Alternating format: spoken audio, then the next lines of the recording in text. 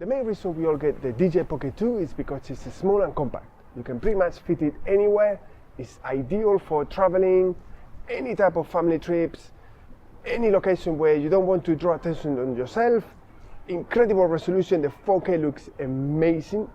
But the question that a lot of people ask me, and I'm getting a lot of private messages about, is how do I go about recreating the shallow depth of field or blurred background that, for instance, you see in this shot.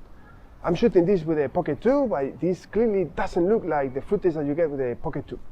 So if you ever wonder how do you go about recreating the shallow depth of field, stay tuned.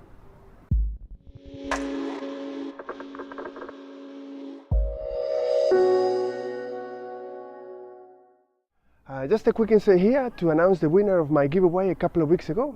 3 people got it right. All you had to do was to get right the number of times that I said the word amazing in the video. So 3 people got it right, and just as I was about to do a raffle with all 3 names, I realized that I couldn't verify 2 of them as a subscriber, which was one of the conditions. I contacted them and I waited for a week, but they haven't got back to me.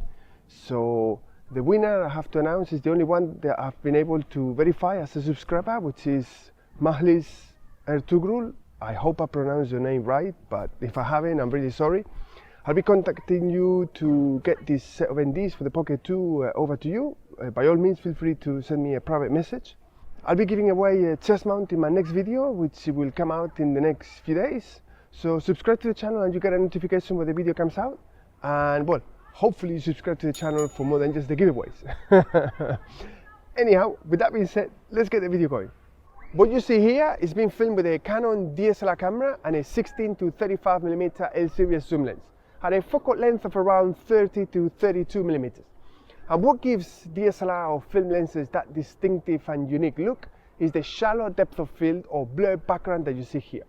Now, how you go about getting this with a small compact digital camera is not an easy task, far from it, but when you take into consideration how heavy it is to be lumping around this DSLR or mirrorless camera with a set of lenses and all the accessories that go with it, it's only fair that you ask yourself, is there any way to recreate this? What you see here now is more or less the same shot that I had with a Canon camera, but with a DJI Pocket 2. And the one thing that stands out immediately is the different look from a DSLR lens to the lens on the DJI Pocket 2.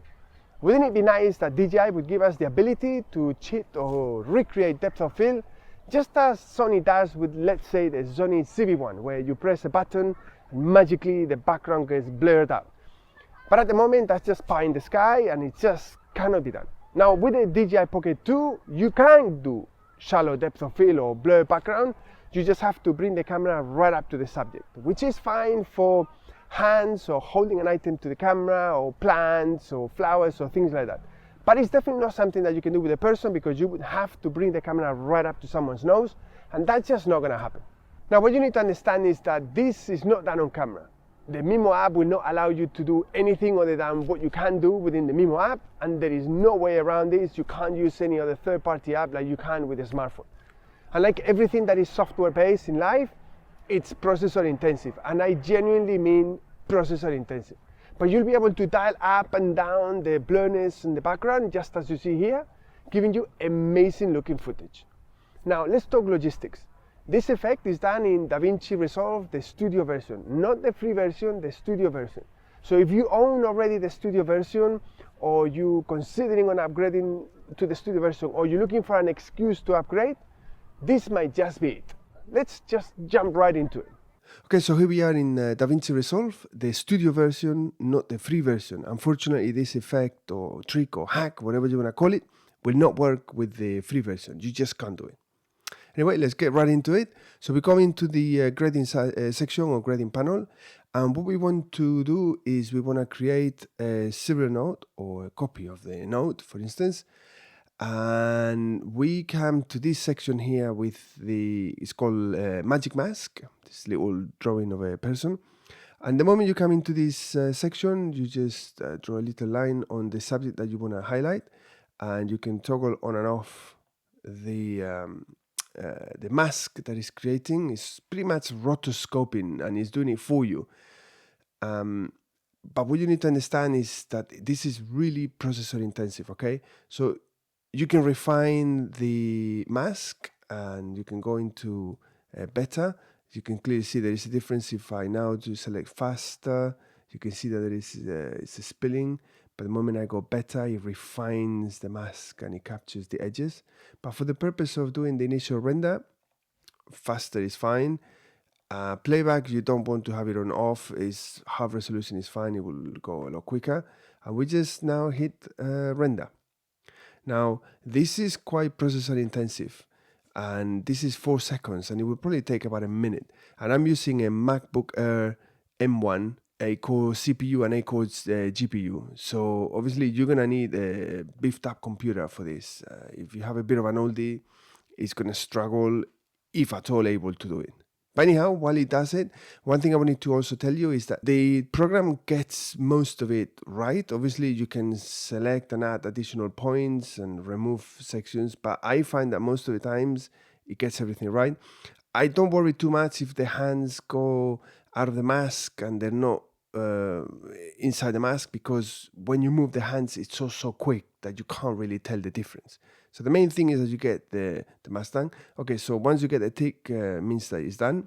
But like I was saying, just don't worry too much about the fine details. As long as your head, torso, and arms are well done, I wouldn't worry too much about the rest. And obviously, this is entirely up to you, the type of shot. I don't know what you do or how you do it. I'm just telling you these type of shots. You can refine and spend hours to an end going through all the different settings.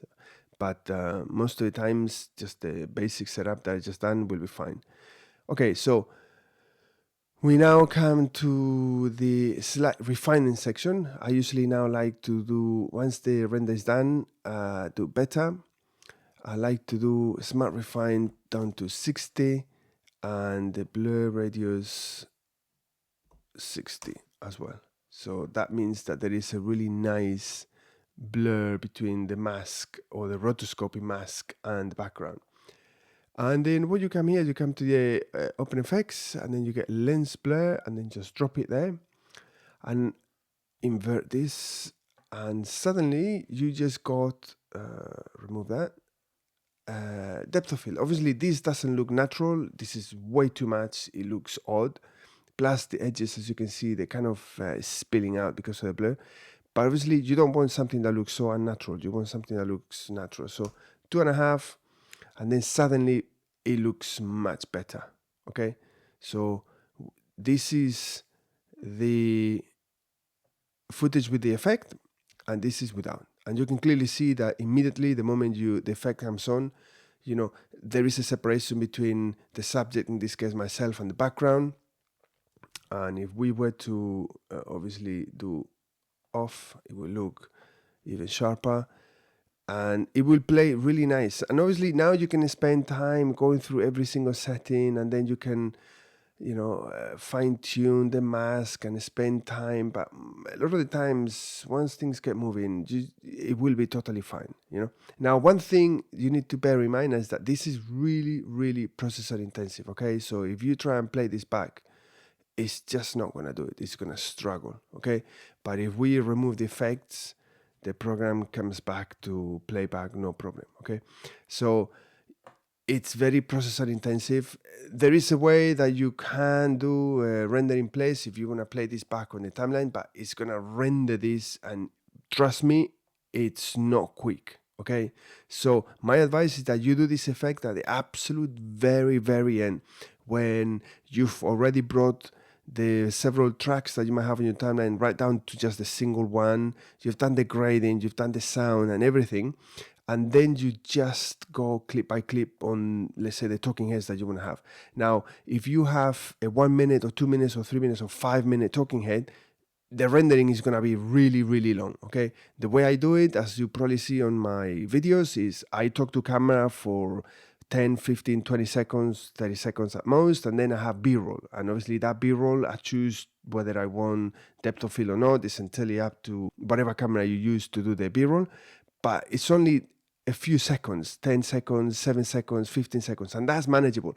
Because if you have a timeline, say 15, 20 minutes, half an hour, and every single shot you want to recreate this, it's going to take you a long time. It can be done, and it will look amazing, but you just need to understand that you need to render this at the time of doing this effect, but also when you render out.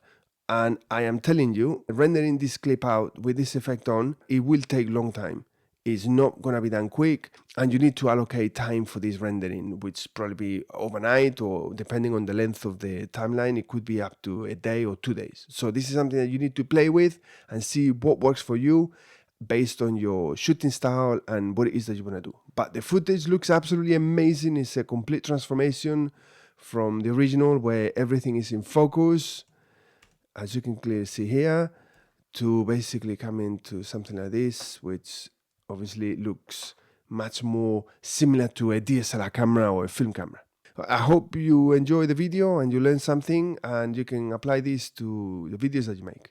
I'm sure you'll put to good use what you learn in this video and get some amazing looking footage from now on. Anyway, I hope you enjoyed the video, you learned something from it. If you did, smash that like button, it helps us with the YouTube algorithm. If you're new to the channel or you just stumble upon it, consider subscribing. It's nice to see the numbers going up, plus it encourages to keep doing videos on a weekly basis. And with that being said, I'll see you in the next video.